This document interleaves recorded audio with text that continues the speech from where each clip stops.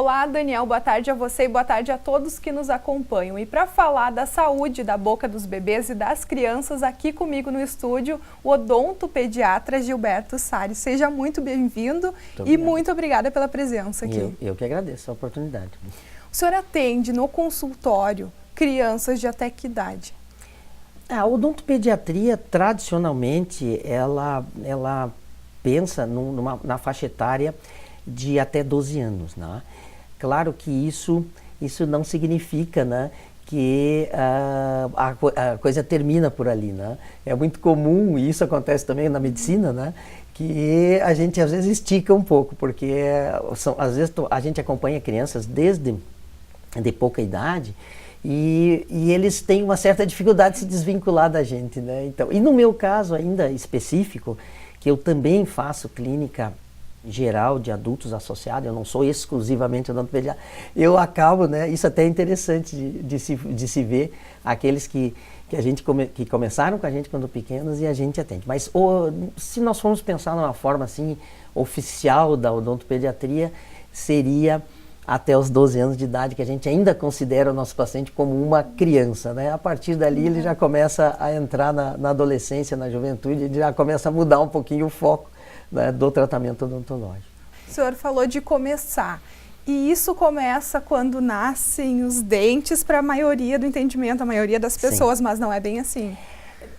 Hoje em dia, cada vez mais, né, dado até a situação de a doença cárie atingir as nossas crianças com uma certa precocidade, né, muito em razão até da questão da dieta alimentar dos primeiros anos, o leite, né, que é o alimento principal dos primeiros anos, sempre que utilizado em excesso, né, ele começa a dar os primeiros sinais da lesão de cárie muito cedo, né? Nós temos crianças, às vezes, com 1 ano e meio, nós tivemos já uma infinidade de crianças com seus 1 ano e 3 meses, 1 ano e 4 meses, ou seja, os dentes a recém chegaram e eles já estão acometidos pela doença. Então, a odontopediatria hoje trabalha com a ideia de uma antecipação das orientações, né? Ou seja, quanto mais cedo, né?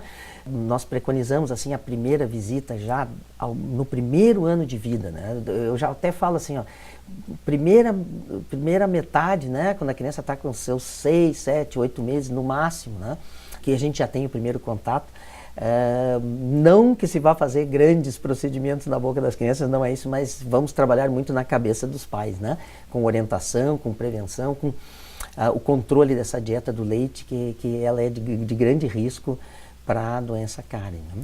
A ideia hoje é orientação, ensinamento, e para isso eu precisava que a criança estivesse comigo, assim como ela está no médico pediatra desde os seus primeiros meses de vida, ou até a primeira metade do seu primeiro ano de vida. Até os 6 meses eu queria tê-lo comigo, ou antes. E nesse iniciozinho de caminhada de vida é necessário a escovação, a limpeza. Às vezes antes no próprio bebê. Isso, esse também é um aspecto que contribui para a diminuição do risco da doença. Aliás, não o principal, né? As pessoas pensam muito, se controla a cárie por escovação. Temos que escovar, e às vezes esquecem da alimentação, né? Então eu sempre friso muito isso, que o fator principal é uma alimentação que não tenha regra, né? Que seja em curtos intervalos, que não tenha um esquema, né, de horários, né? Então, aí as pessoas pensam então mais na escovação. Claro que a escovação contribui, porque com ela nós diminuímos a quantidade das bactérias sobre os dentes, que é quem usa esse açúcar, essa lactose da nossa alimentação para destruir os dentes. Então, se eu tiver menos bactérias, automaticamente eu estou diminuindo o risco. Mas como as escovações nunca eliminam, não conseguem de forma alguma, por mais criterioso, por mais cuidadoso que eu seja na escovação do meu filho, eu nunca vou eliminar todas as bactérias que existem sobre os dentes. Então, a alimentação, né, vai ser as duas coisas, como eu sempre digo, né? A gente trabalha em retirar o máximo que a gente consegue das bactérias sobre os dentes e também de fornecer pouco daquilo que ela precisa, né, para causar o dano, que é a alimentação sem regras. Mas não tem dúvida que quanto mais remoção de bactérias que se instalam sobre os dentes, menos risco também. Na verdade, seria um casamento das duas coisas, né? Alimentação regrada e, a partir do momento que os pais entendem que comida tem que ter hora e tem que ter lugar, e a criança cresce sabendo que comida tem hora e tem lugar, e nós temos uma escovação dedicada da parte dos pais, acabaram os nossos problemas. Com mais um pouquinho de flúor, né? Que depois nós vamos falar, acho que daqui a pouco, sobre pasta de dente. Com essas três coisas junto, termina-se com o problema da cárie. É simples, mas precisa a orientação chegar. Amamentar em excesso causa cárie. Aí se coloca um ponto bem importante. Que bom que essa pergunta aconteceu, né? Poucas pessoas sabem, né, que o leite materno também tem potencial, né, por conta daquele açúcar intrínseco que contém, que ele traz, que é a lactose, que nós sabemos que tem em todos os leites, né, inclusive o leite de mamãe. E o leite de mamãe, ele traz 2 vezes mais lactose do que o leite bovino. Então, o leite materno, ele é tudo, é importantíssimo que se entenda isso, né? Ele é tudo de bom que todas as mães sempre ouviram, tudo de bom que nós sabemos que ele é.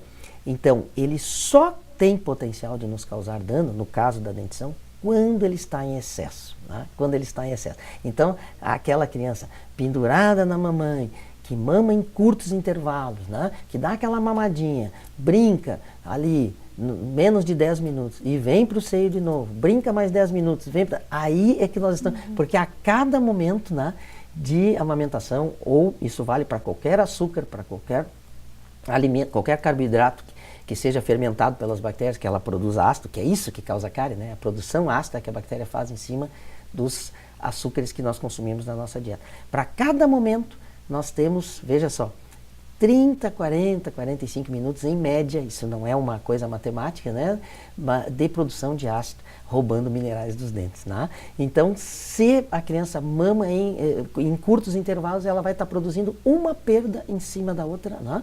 E o que acontece na sequência, né, depois desse tempo, é uma diluição desses ácidos que a saliva faz, depois que o alimento já passou esse tempo todo, e volta tudo ao normal de novo. Ao voltar de novo, né, a natureza sábia, como eu digo, em nos proteger, ela percebe que houve o dano, começa um período de reposição de minerais. Só que o tempo para esses minerais, e aí então compensa. Houve uma perda e veio a reposição. Nós não temos cárie.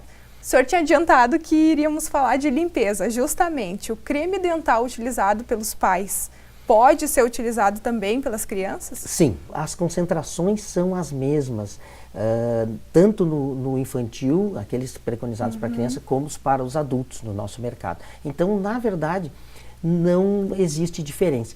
Às vezes tem crianças que preferem, né, não gostam aquele muito. específico com gostinho bom. Ou até o contrário, né? Às vezes não se adaptam muito com aquele gosto mais adocicado do creme dental. Na verdade, aquilo não é açúcar, né? São adoçantes artificiais que tem ali, que deixam ele com aquele sabor melhor. E eles querem usar o do adulto, sem problema nenhum, porque as concentrações são as mesmas. O creme dental infantil é mais a apelação do bichinho desenhado, do gosto melhor, para estimular as crianças à escovação. Mito ou verdade que os antibióticos causam cáries, causam também manchas e podem até escurecer os dentes? É um super mito com relação à cárie, né? Manchas, sim, né? Inclusive é daí que surge o mito, né? Porque o antibiótico ele acaba recebendo essa culpa que na verdade ele não tem. Como a gente já falou, a cárie acontece por produção de ácido das bactérias bucais em cima dos açúcares da nossa alimentação do dia. O antibiótico ele não tem ação nenhuma nesse sentido. Ele recebeu essa culpa, né, por conta de um específico que tinha no passado, que era muito prescrito pelos odontopediatras, que era a tetraciclina. A tetraciclina tinha um poder de causar uma calcificação para menos nos dentes permanentes que estavam em formação, ainda intraósseos, né? e eles vinham com manchas, gerava manchas pelaquela calcificação menor, manchas para o lado do preto, né? Então, daí é que vem o mito, porque para uma pessoa que não é dentista, uma mancha preta significa cárie. Então, dali, foi a tetraciclina que fez isso aqui. Então, tetraciclina causa cárie. Daí vem o mito, mas ele não tem absolutamente nenhuma interferência. Não tem perigo. Não tem nenhum fator de risco associado para a doença cárie. Ainda nessa questão de que as pessoas falam, a gente não sabe se é verdade, tem muita dúvida, já que o Gilberto está aqui conosco, vamos aproveitar e realmente saber, é verdade que a chupeta, quando utilizada em excesso, pelo bebê, pela criança, ela entorta os dentes, prejudica? Sim, ela causa, né, então, aquela movimentação dentária, né, aquela protrusão, como nós chamamos, ou seja, joga os dentes para frente, porque a força vem de dentro para fora, né? Então, quando o hábito é realmente excessivo, usado em uma grande parte do dia, né? E às vezes até da noite, tem crianças que dormem quase noites inteiras com a chupeta, ele tem esse potencial, né, de moldar o osso mais para frente. Até nem é uma inclinação dentária, é uma movimentação do osso, né? Então, hoje em dia, cada vez mais a odontopediatria tenta até evitar o uso, né? Que os pais têm aquela coisa, né, que acalma a criança. A gente questiona um pouco isso, porque, como eu costumo dizer, né, a chupeta, ela funciona como, na hora do choro, ela funciona como uma rolha que tapa o barulho, né? Mas o problema da criança eu não resolvi. Aquele que estava fazendo com que ela chorasse não foi resolvido. Então, a gente tenta hoje cada vez mais que ele nem seja mais usado, né? Mas, se já existe o hábito, remoção o mais cedo possível. Até 4 anos de idade, o osso ainda não é muito mineralizado e até se consegue reverter uma protrusão de forma espontânea.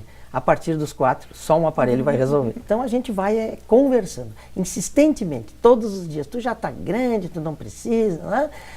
Que nem eu digo assim, tu usa fralda? Não uso fralda. Eu digo, por quê? Porque é coisa de bebezinho. Então chupeta é coisa de bebezinho também, nós não vamos usar mais. Quero agradecer a presença do senhor aqui no estúdio, a disponibilidade em falar de tantos assuntos, esclarecer muitas dúvidas de mães e pais que muitas vezes não têm acesso ao consultório. Esse é o nosso objetivo com essa entrevista. Isso, inclusive até a gente deixa aberto, né, a possibilidade também de nos procurarem na universidade, né? Nós temos as clínicas infantis, né? Com um vasto número de horários, né? Até estamos com turmas grandes lá, tem várias opções de horário, inclusive até à noite nós temos uma turma que trabalha à noite com crianças, né? Então não tem custo também na universidade, as crianças não têm custo nenhum para o atendimento, então se quiserem nos procurar por lá, faz o agendamento aberto, né? através Na saúde pública também eu tenho uma frente que também trabalha com isso, né? A unidade 3, no Hospital da Liga, né? Também no bairro Marina, agora eu estou atendendo lá. Então, aqueles que tiverem proximidade com esses locais, podem nos procurar por lá também. Recebemos aqui no estúdio o odontopediatra Gilberto Sari, ele que falou sobre saúde da boca de crianças e bebês. Voltamos, Daniel, contigo.